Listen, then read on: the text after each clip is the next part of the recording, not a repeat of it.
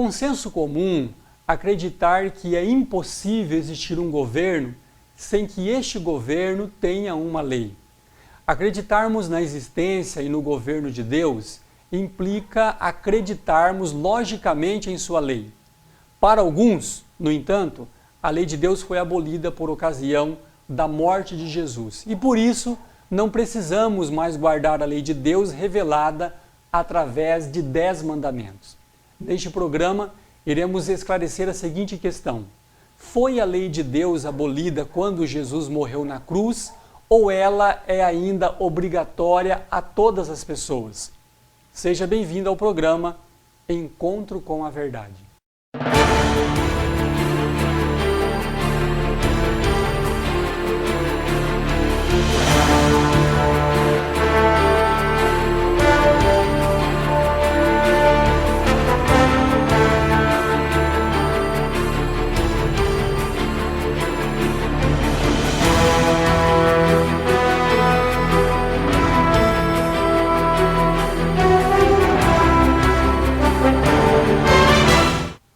Aos Gálatas, o apóstolo Paulo escreveu o seguinte, leio Gálatas capítulo 3, versículo 10.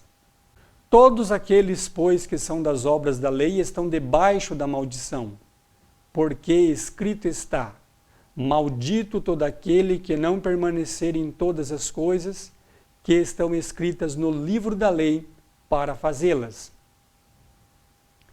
E no versículo 13 do mesmo capítulo, Paulo também afirmou, Cristo nos resgatou da maldição da lei, fazendo-se maldição por nós, porque está escrito, maldito todo aquele que for pendurado no madeiro. Com base nestes versos, algumas pessoas concluem que a lei de Deus era algo maldita, maldição da qual Jesus então nos resgatou. E se alguém hoje guardar a lei de Deus, estará então debaixo da maldição. Antes de chegarmos a qualquer conclusão, precisamos entender o seguinte conselho bíblico, registrado em Eclesiastes, capítulo 7, versículo 27, que nos diz assim, Vedes aqui, isto achei, diz o pregador, conferindo uma coisa com a outra para achar a causa.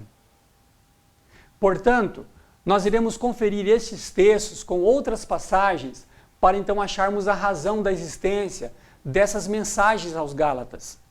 Escrevendo aos Romanos no capítulo 7, versículo 12, Paulo afirmou o seguinte, E assim a lei é santa, e o mandamento santo, justo e bom.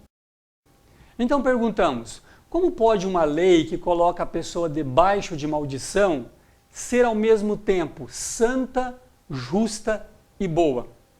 Devemos lembrar que, segundo Malaquias 3, versículo 6, Deus não pode mudar. Em Hebreus 13, versículo 8, nos afirma que Jesus Cristo é o mesmo ontem, hoje e sempre. Assim, compreendemos claramente que não pode haver contradições na Bíblia. Uma lei que é maldita não pode ser ao mesmo tempo santa, justa e boa. Na carta aos Hebreus, também encontramos o seguinte, leia agora Hebreus capítulo 7, o versículo 16. Que não foi feito segundo a lei do mandamento carnal, mas segundo a virtude da vida incorruptível. Segundo esta passagem, a lei não é espiritual, ela é carnal. Mas vejamos o que encontramos na carta aos Romanos, capítulo 7, versículo 14. Porque bem sabemos que a lei é espiritual, mas eu sou carnal, vendido sob o pecado. Afinal, a lei de Deus, a lei dos 10 mandamentos, é carnal ou é espiritual? A Bíblia ainda diz o seguinte, em carta aos Efésios, capítulo 2, o verso 15. Na sua carne desfez a inimizade, isto é, a lei dos mandamentos que consistia em ordenanças, para criar em si mesmo dos dois um novo homem, fazendo a paz. Teria Jesus vindo e desfeito a lei de Deus a lei dos 10 mandamentos? Comparamos este texto de Efésios 2,15 que acabamos de ler com o texto agora de Mateus 5, versículo 17 e o versículo 18. Não cuideis que vim destruir a lei ou os profetas. Não vim abrogar, mas vim cumprir. Porque em verdade vos digo que até que o céu e a terra passem, nenhum jota ou tio se omitirá da lei, sem que tudo seja cumprido. Neste texto, Jesus deixou claro que ele não desfez e nem veio para desfazer a lei dos 10 mandamentos. Ele enfatizou que enquanto existirem céus e terra, da lei não sairá sequer uma única palavra ou letra. Vamos, portanto, com o auxílio do Espírito Santo, compreender estas passagens. O primeiro ponto que precisamos entender é: qual é o propósito da lei de Deus? Qual é o seu objetivo?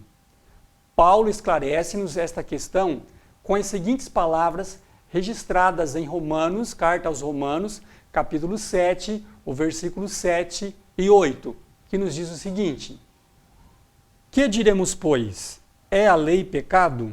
De modo nenhum.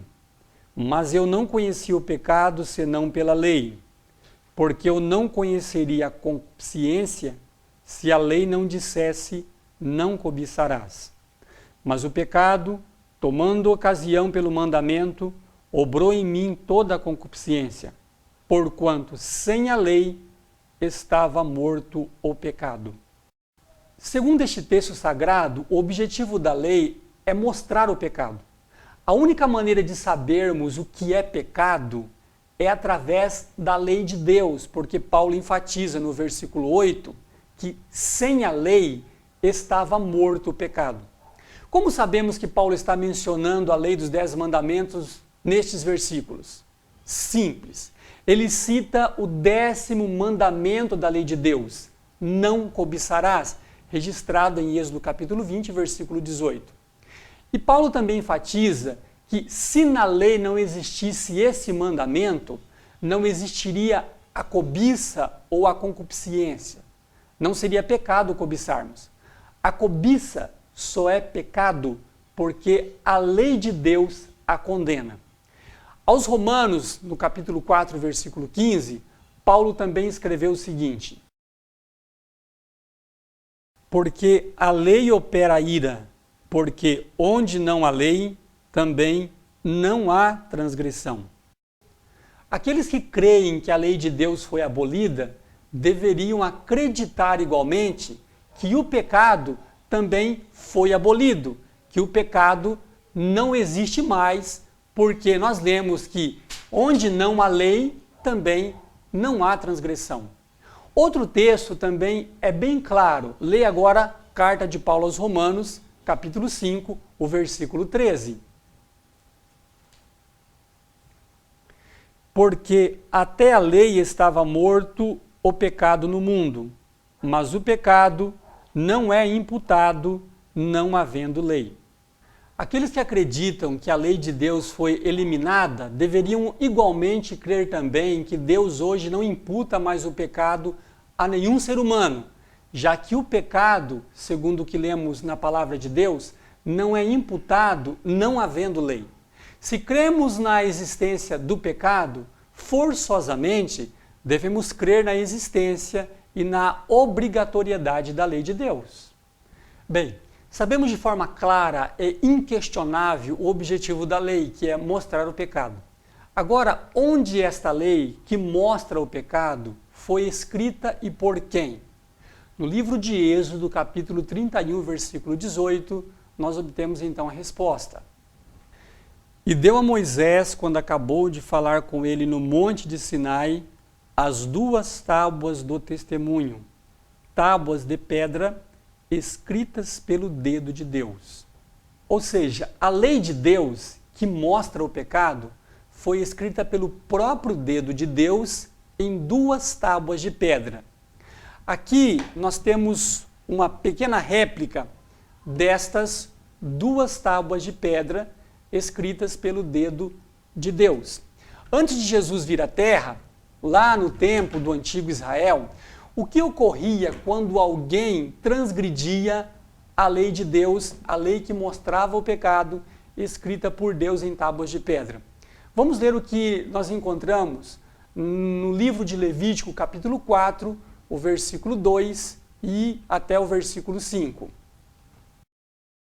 Fala aos filhos de Israel dizendo: quando uma alma pecar por erro contra alguns dos mandamentos do Senhor, acerca do que se não deve fazer, e obrar contra algum deles, se o sacerdote ungido pecar para escândalo do povo, oferecerá pelo seu pecado que pecou um novilho sem mancha ao Senhor por expiação do pecado. E trará o novilho à porta da tenda da congregação perante o Senhor. E porá sua mão sobre a cabeça do novilho e degolará o novilho perante o Senhor. Então o sacerdote ungido tomará do sangue do novilho e o trará à tenda da congregação. Note que o texto é claro ao mencionar a transgressão contra alguns dos mandamentos do Senhor. Ou seja, quando alguém transgredia a lei de Deus, deveria então levar um sacrifício, um animal devidamente escolhido, para que o pecado contra a lei de Deus pudesse então ser perdoado. Em Levítico capítulo 6, versículo 2 e 3, nós lemos também o seguinte: quando alguma pessoa pecar e transgredir contra o Senhor, e negar ao seu próximo que se lhe deu em guarda, ou que depôs na sua mão, ou roubo, ou que retém violentamente ao seu próximo, ou que achou perdido, e o negar com falso juramento, ou fizer alguma outra coisa, de todas em que o homem costuma pecar. O que essa pessoa deveria fazer para que o seu pecado contra esta lei pudesse então ser perdoado? O versículo 6 e o versículo 7 do mesmo capítulo nos diz assim: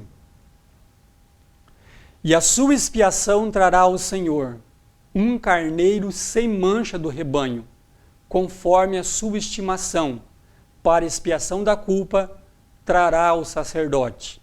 E o sacerdote fará expiação por ela diante do Senhor, e será perdoada de qualquer de todas as coisas que fez, sendo culpada nelas.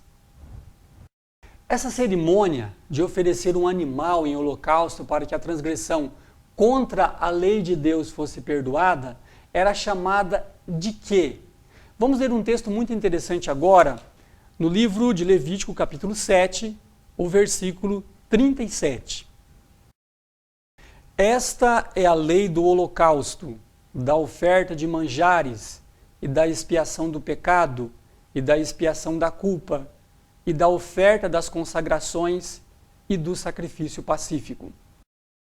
Perceba que todo aquele cerimonial para que o pecador fosse perdoado de sua transgressão contra a lei dos 10 mandamentos, toda aquela cerimônia era também chamada de lei. Algumas pessoas dizem ou acreditam que esta lei de holocausto e de sacrifícios fazia parte da lei dos 10 mandamentos, ou da lei que mostra o pecado.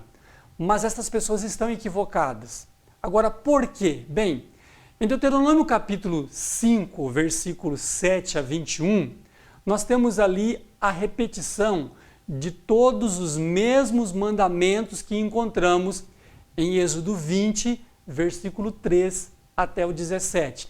Você pode conferir aí em sua Bíblia e comparar esses dois textos. Depois de citar o último dos 10 mandamentos, aquele que proíbe a cobiça, no versículo 22 de Deuteronômio 5, nós lemos o seguinte: estas palavras falou o Senhor a toda a vossa congregação no monte, do meio do fogo, da nuvem e da escuridade, com grande voz, e nada acrescentou, e as escreveu em 2 tábuas de pedra, e a mim mas deu. Ou seja, Deus não acrescentou nada à sua santa lei que ele nos deu para mostrar o pecado. A lei dos 10 mandamentos, portanto, é uma lei distinta, totalmente separada da lei de cerimônias e sacrifícios. Então, se encontramos na lei, ou melhor, se não encontramos na lei dos 10 mandamentos, nenhum preceito adicional mandando que as pessoas sacrificassem animais, onde então encontramos esta lei? Onde esta lei foi escrita? Em Deuteronômio capítulo 31, versículo 24, nós lemos o seguinte: E aconteceu que, acabando Moisés de escrever as palavras desta lei num livro, até de todo as acabar. Portanto, a lei que continha cerimônias e sacrifícios foi escrita por Moisés em um livro. Aqui nós temos uma pequena réplica de como eram os livros naquela época. Alguns, a maior parte, eram pergaminhos. Veja e perceba a diferença. Uma lei que mostra o pecado, escrita pelo dedo de Deus em 2 tábuas de pedra, contendo 10 mandamentos. E agora nós divisamos na Bíblia outra lei que foi ordenada por causa do pecado contra a lei de Deus, na qual estava escrita, continha ali centenas de mandamentos sobre sacrifícios, ofertas e outros regulamentos. Mencionando esta lei que foi dada porque a lei de Deus havia sido transgredida, Paulo escreveu o seguinte em sua carta aos Gálatas, capítulo 3, versículo 19. Logo, para que é a lei? Foi ordenada por causa das transgressões. É interessante nós notarmos que até mesmo o lugar onde estas duas leis foram colocadas eram lugares diferentes. Falando da lei de Deus, os 10 mandamentos, lemos o seguinte em Deuteronômio 10, versículo 5. E virei-me e desci do monte, e pus as tábuas na arca que fizera, e ali estão, como o Senhor me ordenou. Enquanto que a lei de Deus, que mostra o pecado, foi colocada por Moisés dentro da arca, onde por quem foi colocada a lei do livro, a lei que foi dada por causa do pecado. Vou ler agora Deuteronômio capítulo 31, o versículo 25 e 26. Vou repetir o versículo 24 para nós contextualizarmos aqui este texto. E aconteceu que, acabando Moisés de escrever as palavras desta lei num livro, até de todo as acabar, deu ordem Moisés aos levitas que levavam a arca do concerto do Senhor, dizendo: Tomai este livro da lei, e ponde-o ao lado da arca do concerto do Senhor vosso Deus, para que ali esteja por testemunha contra ti. Perceba que a lei do livro foi colocada pelos levitas ao lado da arca, bem distinta, portanto, da lei dos 10 mandamentos, que foi colocada por Moisés dentro da arca. Existe ainda uma diferença muito importante entre estas duas leis que não poderíamos deixar de mencionar aqui. A lei de Deus, a lei que mostra o pecado, que contém 10 mandamentos, entre estes mandamentos existe um que menciona o 7º dia da semana, o Santo Sábado. Este mandamento nos diz que todo 7º dia é um dia sagrado, um dia santo ao Senhor. É um dia semanal que devemos dedicar exclusivamente a Deus. O mandamento que pede para que nós santifiquemos o sábado nos diz o seguinte. Vou ler agora Êxodo capítulo 20, versículo 8 até o versículo 11.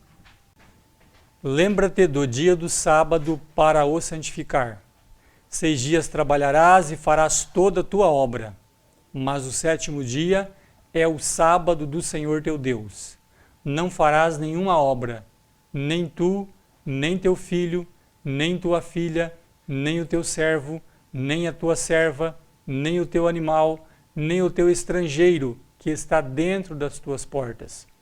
Porque em 6 dias fez o Senhor os céus e a terra, o mar e tudo que neles há, e ao sétimo dia descansou.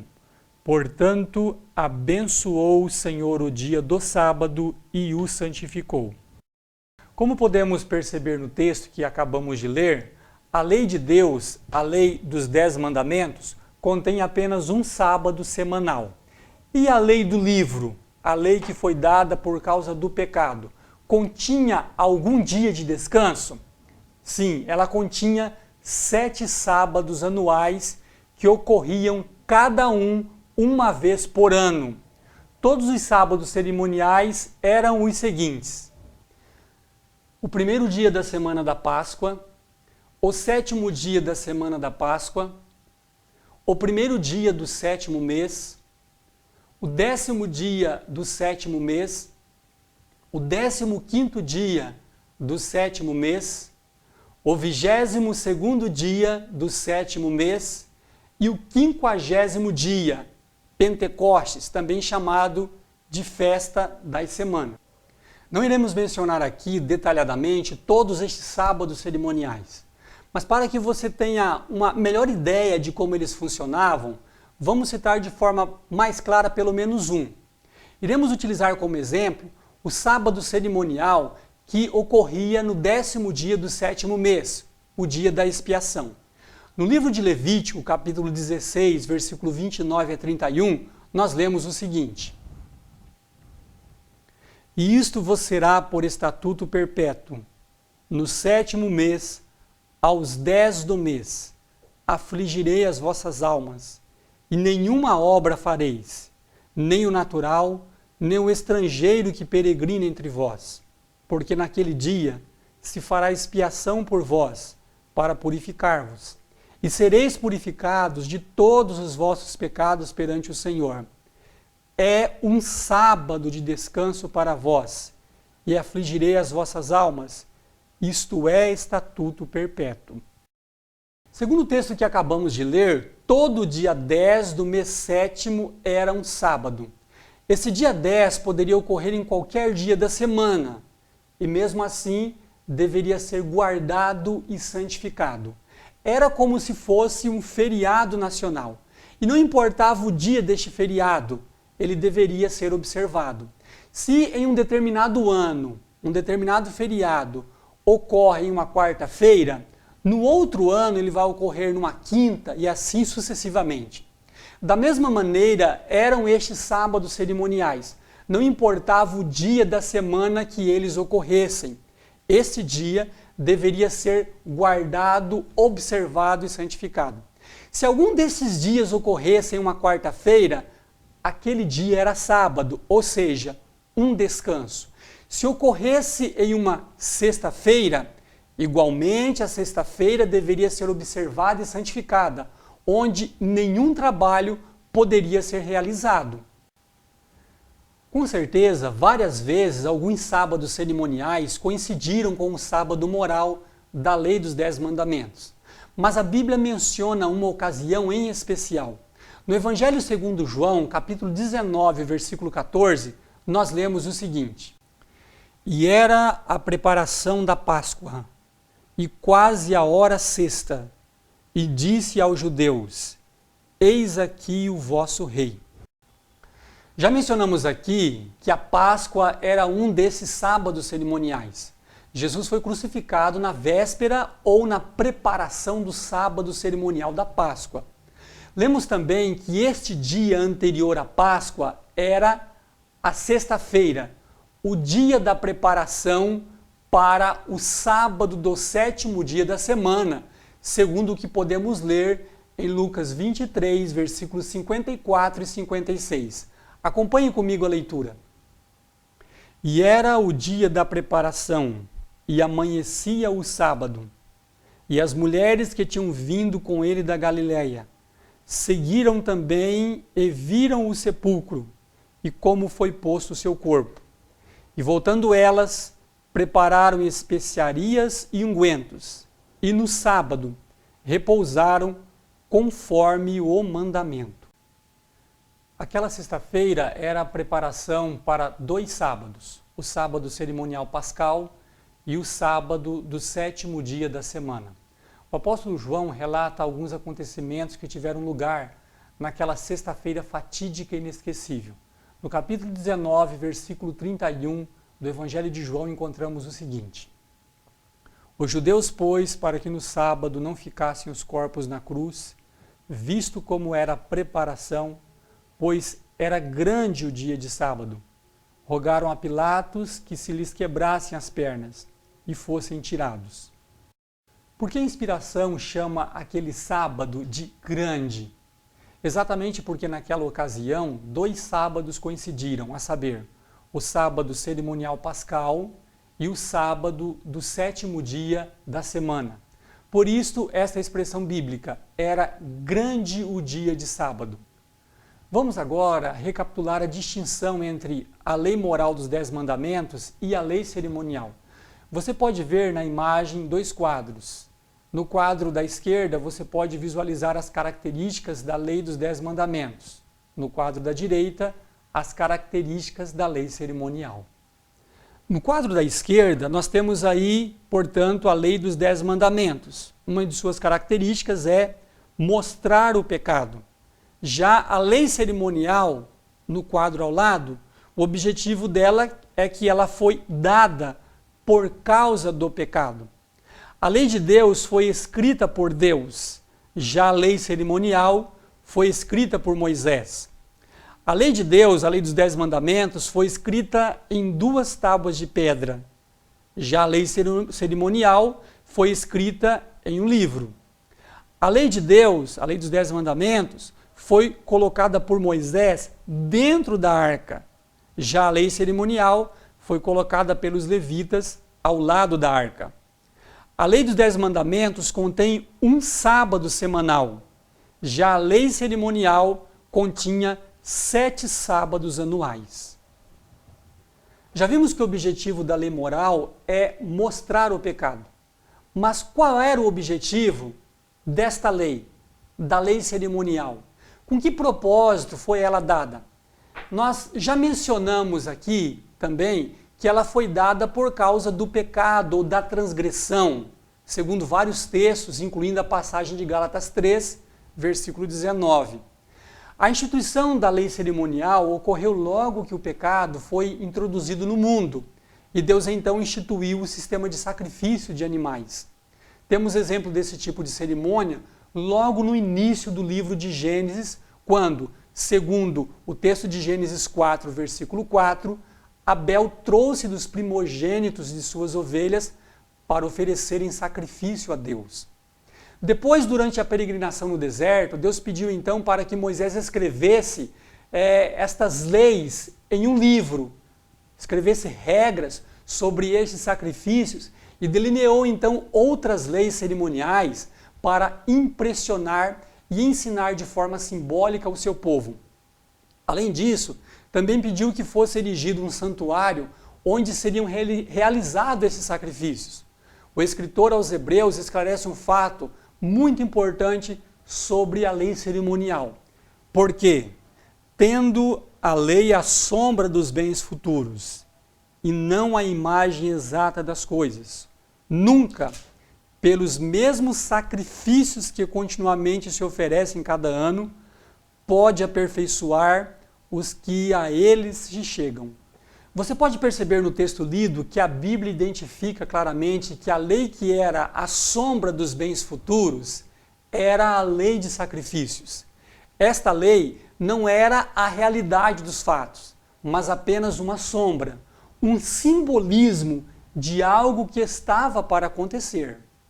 Se a lei era uma sombra ou um simbolismo de algo que estava para ocorrer no futuro, o que ela representava? Não iremos aqui detalhar todos os aspectos da lei cerimonial, mas apenas o fato mais importante. O que representavam aqueles cordeiros imolados frequentemente? Por ocasião do batismo de Jesus, João Batista, ao olhar para Jesus, disse o seguinte, o que nós vamos ler agora em João 1, versículo 29. Eis o Cordeiro de Deus que tira o pecado do mundo. Com o sistema de sacrifícios, Deus desejava impressionar o povo com o sacrifício de seu Filho como de um cordeiro imaculado. Falando de Jesus, a palavra de Deus nos impressiona com as seguintes palavras, registradas no livro de Isaías, capítulo 53, versículo 7. Ele foi oprimido, mas não abriu a sua boca. Como um cordeiro foi levado ao matadouro, e como a ovelha muda perante os seus tosqueadores, ele não abriu a sua boca.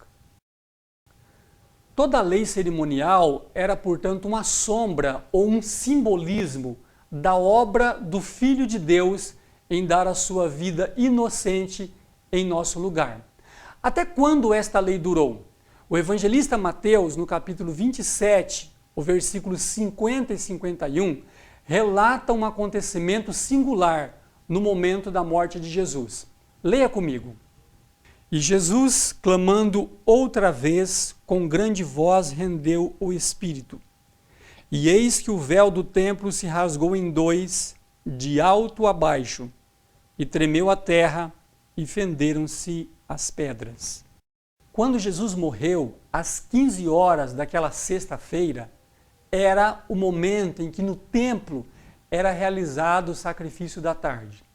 Ao bradar Jesus, Pai, nas tuas mãos entrego o meu espírito, o véu do templo se rasgou em dois, de alto a baixo.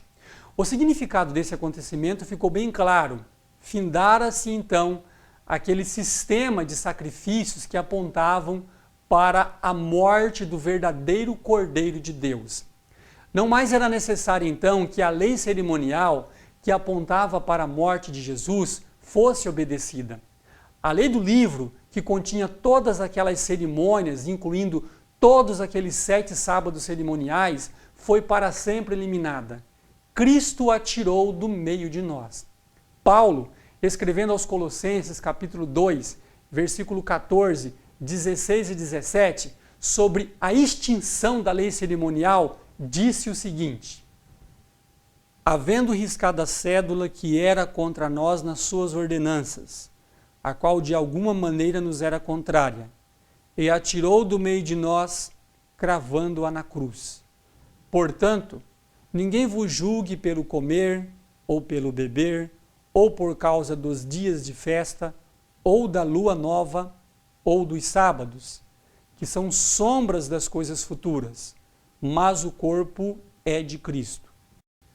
Como sabemos que esta cédula que era contra nós, a qual foi cravada na cruz, é uma referência à lei cerimonial escrita por Moisés em um livro e não à lei dos 10 mandamentos?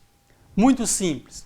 Esta cédula que foi riscada, tirada do meio de nós, falava sobre comidas, bebidas, dias de festa, lua nova. Qual lei continha estes preceitos? A lei dos 10 mandamentos nada contém, não contém nenhum princípio, nenhum mandamento mencionando comidas, bebidas, dias de festa ou lua nova. Mas a lei cerimonial, a lei escrita por Moisés em um livro, continha todos estes preceitos. Depois que Paulo diz que a cédula que era contra nós foi cravada na cruz, ele inicia aqui o versículo 16 dizendo o seguinte: portanto, ou seja, ele está chegando a uma conclusão. Portanto, disse ele, ninguém vos julgue pelo comer, ou pelo beber, ou por causa dos dias de festa, ou da lua nova, ou dos sábados. Esta conclusão está baseada no que ele havia dito no início do versículo 14, dizendo que quando Jesus morreu, cravou na cruz a cédula de ordenanças. Então ele conclui dizendo que, portanto, ninguém vos julgue por causa das comidas e bebidas e festas cerimoniais. E os sábados mencionados aqui no versículo 16? Estes sábados não poderiam ser o sábado da lei dos 10 mandamentos? De forma nenhuma. E como sabemos disso? Muito simples. Estes sábados são mencionados dentro de um contexto enfatizando unicamente a lei cerimonial. E segundo este contexto, estes sábados devem ser e são os 7 sábados anuais que foram abolidos por ocasião da morte de Jesus. Mas além de todas estas evidências contextuais de que estes sábados mencionados em Colossenses 2,16 são os sábados da lei cerimonial e não o sábado da lei dos 10 mandamentos, existe ainda uma outra evidência também incontestável. Estes sábados mencionados aqui em Colossenses 2 são sombra dos bens futuros. Mas perguntamos a você, o sábado do 7º dia é sombra dos bens futuros? A Bíblia, ela nos responde a esta questão. Depois de lermos em Êxodo 20, versículo 8, o mandamento mencionando a santificação do sábado, lemos o seguinte no versículo 11. Porque em 6 dias fez o Senhor os céus e a terra, o mar e tudo que neles há, e ao 7º dia descansou. Portanto, abençoou o Senhor o dia do sábado e o santificou. Segundo esta passagem, o sábado não é sombra das coisas futuras, mas é um memorial de coisas passadas, memorial da obra da criação realizada no princípio do mundo, mesmo antes de existir o pecado na terra. Portanto, nada tem a ver estes sábados de Colossenses 2,16 com o santo sábado da lei de Deus, o 7º dia da semana. Você se recorda do texto de Gálatas 3, versículo 10? Aquele texto que muitos utilizam para dizer que aqueles que estão guardando a lei de Deus estão debaixo da maldição? Vamos reler a passagem novamente? Ela diz o seguinte: todos aqueles, pois, que são das obras da lei estão debaixo da maldição, porque escrito está: maldito todo aquele que não permanecer em todas as coisas que estão escritas no livro da lei para fazê-las. Este texto nada tem a ver com a lei dos 10 mandamentos escritas por Deus em 2 tábuas de pedra. A lei que estaremos debaixo da maldição se aguardarmos é a lei cerimonial, a lei do livro, segundo o texto que acabamos de ler. Os Gálatas estavam ainda procurando guardar a lei cerimonial com todos aqueles dias de festa.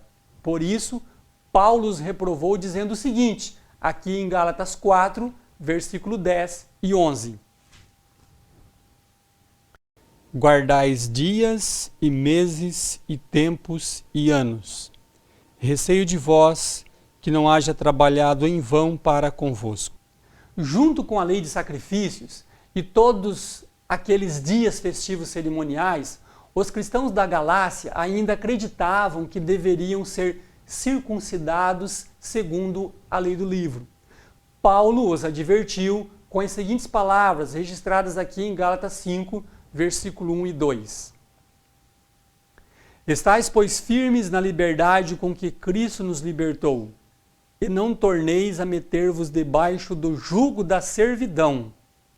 Eis que eu, Paulo, vos digo que, se vos deixardes circuncidar, Cristo de nada vos aproveitará.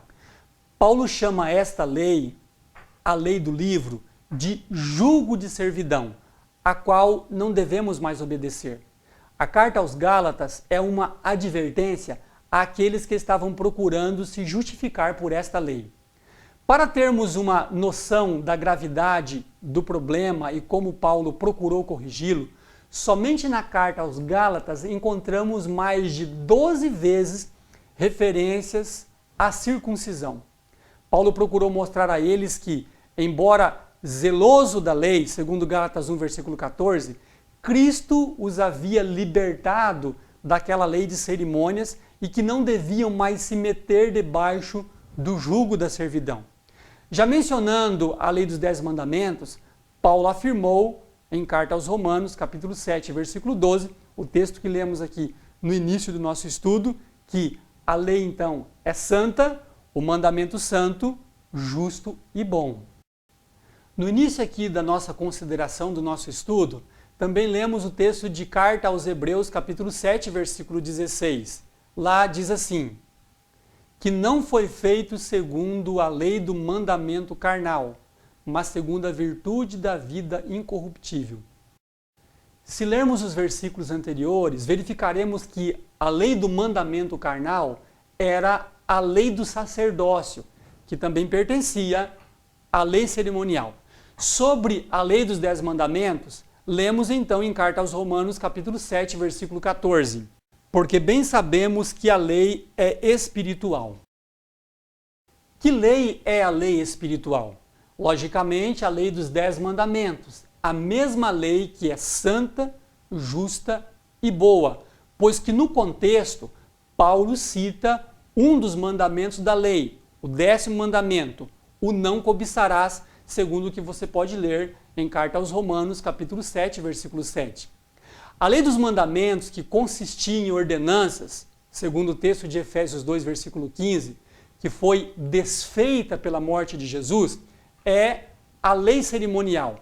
E para demonstrar esse fato, o véu do templo foi rasgado em 2. Já a lei que Jesus disse que não veio destruir, mas que também tinha vindo para cumprir, ou seja, veio também para obedecê-la, da qual não será tirado nem um jota sequer ou um tio, é a lei moral dos 10 mandamentos, segundo o texto de Mateus 7, ou melhor, Mateus 5, versículo 17 e 18.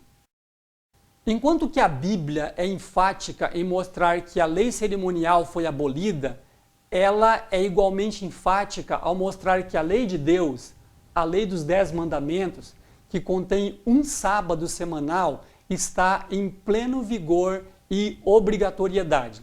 O salmista, no Salmo 111, versículos 7 e 8, nos diz o seguinte: as obras das suas mãos são verdade e juízo, fiéis todos os seus mandamentos, permanecem firmes para todo sempre, são feitos em verdade e retidão.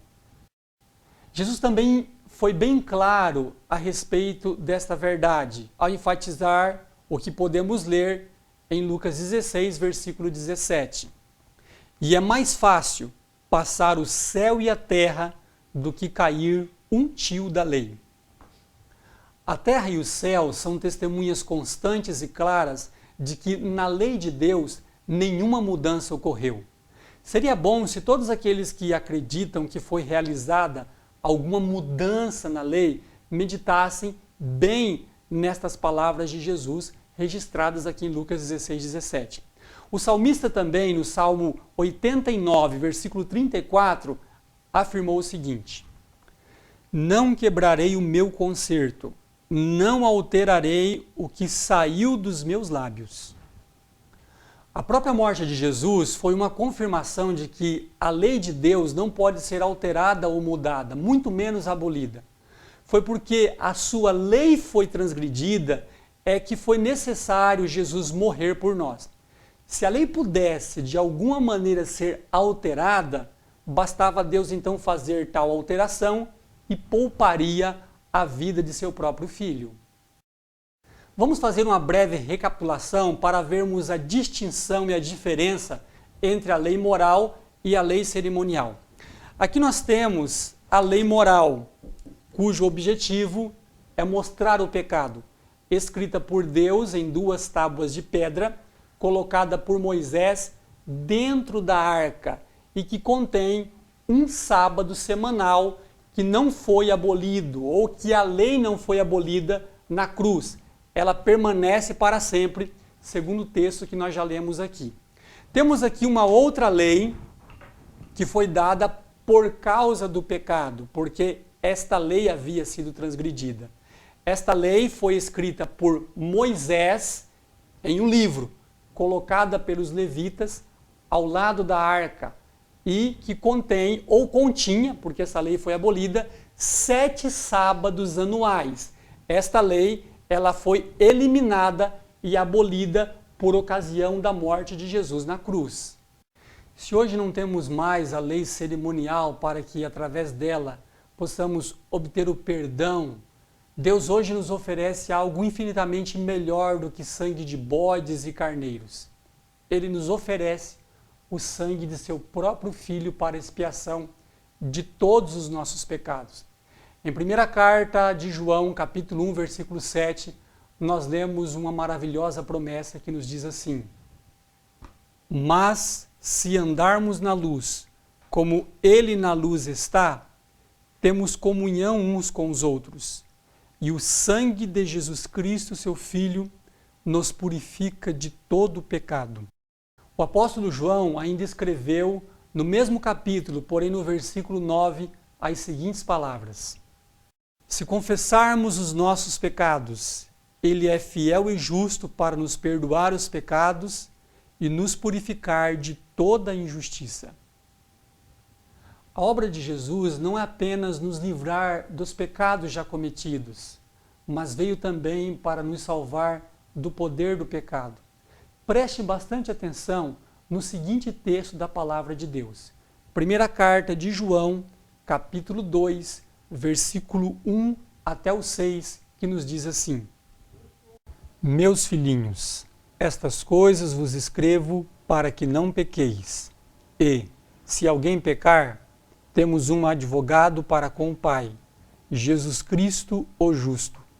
E Ele é a propiciação pelos nossos pecados, e não somente pelos nossos, mas também pelos de todo o mundo.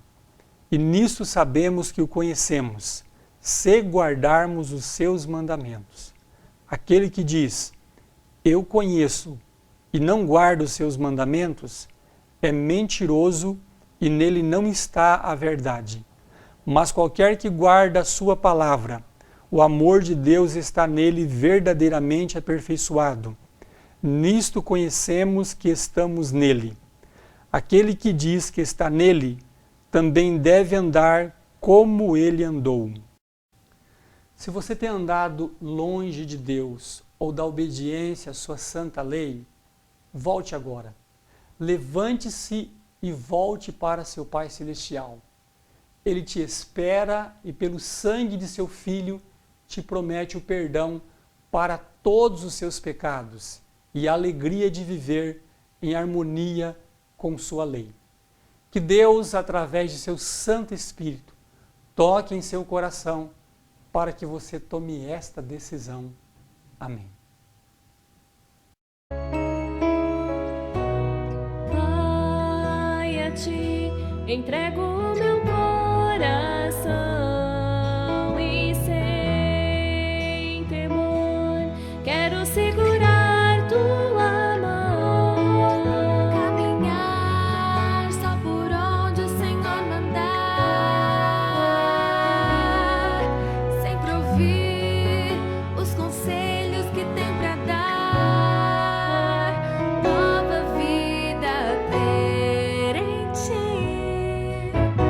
Pai, eu sei, muitas vezes eu caí sem pensar, te decepcionei.